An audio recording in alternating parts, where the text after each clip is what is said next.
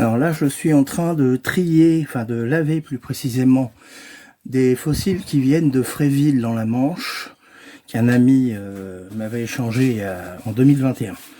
Donc ça remonte à plusieurs années, je l'avais mis de côté, et puis là je reprends ça et j'essaye de nettoyer les coquilles. Alors là, je sais pas, voilà, on verra. J'essaye, je prends... Voilà. Là, c'est une sorte de céritidé, on va dire, que je suis en train de nettoyer. Alors, je l'ai simplement trempé dans l'eau du robinet. Il n'y a pas besoin d'artifice autre que de l'eau. Je vais essayer de refaire. Voilà, ça sera mieux là si j'ai le point exact. Alors, j'ai déjà trié, préparé, nettoyé quelques coraux, là, tout à l'heure. Alors là, ce sont des coraux en boule, qui viennent donc du lutétien de Fréville dans la Manche. Ce qui est rigolo, là, sur ce spécimen, un Lobopsamia, je pensais que c'était une coquille qui était accrochée, mais non, elle est carrément prise dans le corail. Elle bouge, mais elle est prise dedans. Donc c'est un bout d'ampulaire certainement. Voilà, je vais essayer de nettoyer d'autres éléments. Le problème, c'est de bien cadrer. Là, je me suis fabriqué un pied pour avoir la liberté de mouvement, de pas être embêté, de tenir le téléphone d'un côté avec une main. J'avais un support que j'ai aménagé en pied. Voilà, alors là on a encore une sérite, bon, qui est pas forcément complète, mais au moins ça me permettra d'avoir un petit aperçu faunistique, parce que c'est pas un gisement où j'ai été moi-même fouillé, donc on m'a ramené ça en 2021.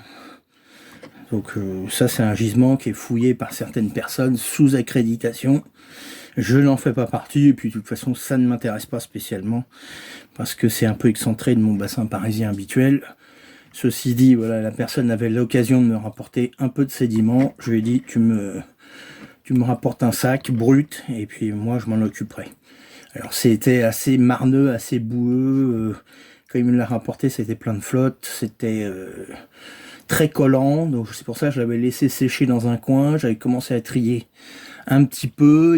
J'ai encore du sédiment à trier. Il y a beaucoup de petites faunes qui est super bien préservée. Et là, ce sont les gros éléments qui sont plutôt au-dessus, dans la couche supérieure, et qui contiennent des grosses potamides caractéristiques de ces niveaux-là. Et bien sûr, il y a de la casse, hein, comme toujours. Mais ceci dit, ça me permettra d'avoir un petit aperçu de ce que c'est, sans avoir eu l'occasion d'y creuser moi-même. Voilà. C'est assez encrouté encore, mais une fois qu'elles sortent, elles sont quand même jolies, elles ont une belle coloration, un petit peu rosée. Bon, je pense qu'une fois sèche, ça sera parti. Ça c'est l'eau habituelle de beaucoup de coquilles comme ça. Il y a beaucoup de casse, hein, quand même, l'air de rien, mais bon, voilà, ça permet d'avoir un petit aperçu de ce que c'est. Et simplement tremper dans l'eau, peu importe que ça touche les bords ou pas, hein, comme certains m'ont dit, ça n'a aucun rapport. Peu importe, du moment que c'est tamisé dans l'eau, voilà, trié dans l'eau, bon là encore une sorte de Lobopsamia.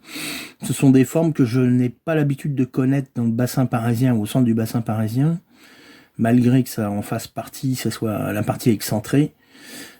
Ça sera à voir pour l'identification, parce que là je ne le connais pas.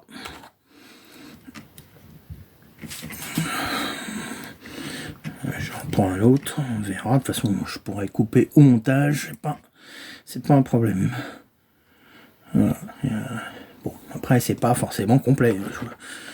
Il y a beaucoup de casse, mais au moins, bon, là, celui-là, malheureusement, il a trinqué. Il a dû prendre un coup de pic sur la tronche. Parce qu'il y a des trous partout. Donc ça, c'est pas inintéressant, mais bon, c'est pas un spécimen que je vais conserver nécessairement. Par exemple, il y en a un qui est cassé, bon, bah, c'est la poubelle directe, hein, ça sert à rien. Alors là j'ai un Nipponix, bon, apparemment c'est assez fréquent à ce niveau-là. Un Nipponix c'est un gastéropode, encore une fois. J'en ai encore un autre là, il me semble. Ah non, ça c'est un morceau de Cryptocorda. Malheureusement, il n'est pas entier. Qu'est-ce que c'est que ça? Aucune idée. Peut-être un bivalve. Ouais, ça a l'air d'être un bivalve, ça. Bon, je vais le garder. Quand c'est vraiment trop cassé, je jette. Ça sert à rien de les conserver. Moi, si je fais ça, c'est aussi pour avoir un nettoyage et gagner de la place, parce que depuis 40 ans que je stocke des sédiments chez moi, ça commence à en faire beaucoup. Donc là j'ai l'occasion malheureusement pour une longue période d'avoir l'occasion de faire du tri.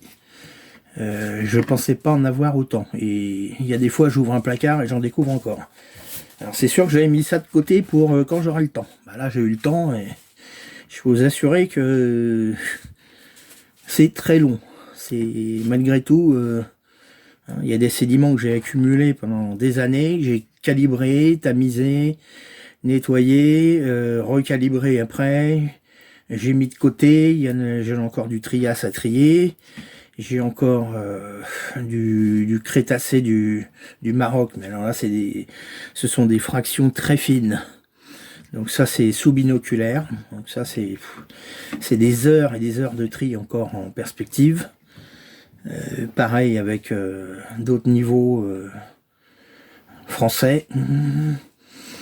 Tout ça c'est mis de côté et ça prend des dizaines d'heures, voire des centaines d'heures de tri. Faut pas croire que ça va se trier en 5 minutes. Hein. Donc ça, ce que j'avais le plus, c'était le gisement de Pourcy. Pourcy, je sais pas que j'arrive à la fin, mais pas loin, par rapport aux 3 ou 4 tonnes que j'avais au départ, de toute fraction. Ça allait de la fraction presque décimétrique à la fraction inframillimétrique. Et ça, j'en suis à presque 3 tonnes triées en 4 ans.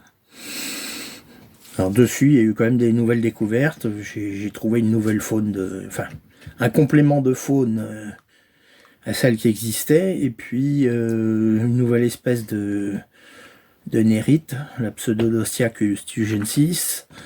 On a trouvé des nouvelles variantes de requins, des nouvelles espèces de mammifères. Enfin bon, il y a encore du travail en perspective, parce que de toute façon, ces tris-là sont longs, et une fois que c'est trié, il faut les classer, les identifier, les photographier, éventuellement les travailler pour des publications. Donc tout ça, ça va être long, ça sera long. Peut-être que ça sera jamais fait, ce serait dommage, mais bon, au moins j'aurais tenté de le faire. Je me serais pas arrêté à prendre que des grosses fractions et à les jeter plus tard. Moi, quand je fais quelque chose, j'essaye de le faire à fond. Bon, après, c'est souvent au détriment d'autres choses, mais bon, on peut pas être partout, on peut pas tout faire. On peut pas. Moi, je préfère faire à fond quelque chose, connaître bien un gisement, que d'en faire 20 et les voir superficiellement. Pour moi, ça n'a aucun intérêt.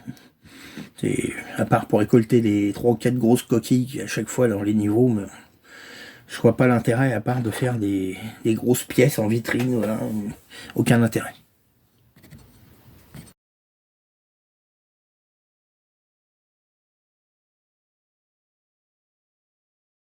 Alors là j'ai terminé en gros le nettoyage des plus gros éléments. Là ce sont tout ce qui est série potamides. Alors, il y a quelques très beaux spécimens, notamment celui-ci avec son labre qui est à peu près intact. Il y a d'autres spécimens qui sont moins complets malheureusement, mais qui montrent d'autres variantes, comme celui-ci. Alors pour les identifications, là pour le moment, je n'en sais strictement rien. Je me suis pas du tout penché là-dessus. J'ai mis de côté, j'ai préparé. On verra ultérieurement l'identification. Là on voit une ouverture, donc un labre qui est très propre. Malheureusement, le reste de la coquille est manquant. Mais bon, on peut pas tout avoir. Sur une autre lamelle, là, enfin une autre... voilà. Là, il y a des anomias, ce sont des huîtres, des gros bivalves. Un Hyponix qui est complet. Un autre Hyponix ici. Et une petite Athleta, alors qui a l'air super jolie parce que elle a ce qu'on appelle le protocone, qui est bien complet, là. Le protocone, c'est la première coquille qui apparaît lorsque l'animal est juvénile. Et bon, là c'est rare, c'est la première fois que j'observe ça sur ce type de coquille. Bon, intéressant. Et puis, d'autres potamides, une petite ampulaire. Bon, ça c'est pas spectaculaire, c'est sûr. Et là, on a encore d'autres éléments donc, qui sont en cours de séchage, avec énormément de coraux.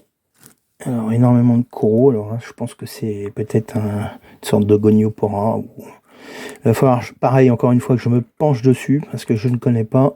Ça, c'est pareil, ce corail-là, ça me dit rien du tout. Dans le lutétien du bassin parisien, enfin, de lutétien vers le centre du bassin parisien.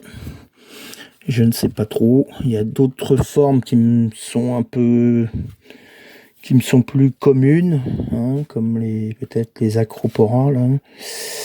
Mais ça reste à voir. Un dactyle de crustacés aussi, là, de grande taille. Qu'est-ce qu'il y a d'autre? Un petit bivalve, un petit phacoïde. Et puis, d'autres choses, hein, qui sont en train de sécher. Donc, je referai un autre bilan une fois que tout sera bien sec pour essayer d'identifier en gros ce que c'est. Allez.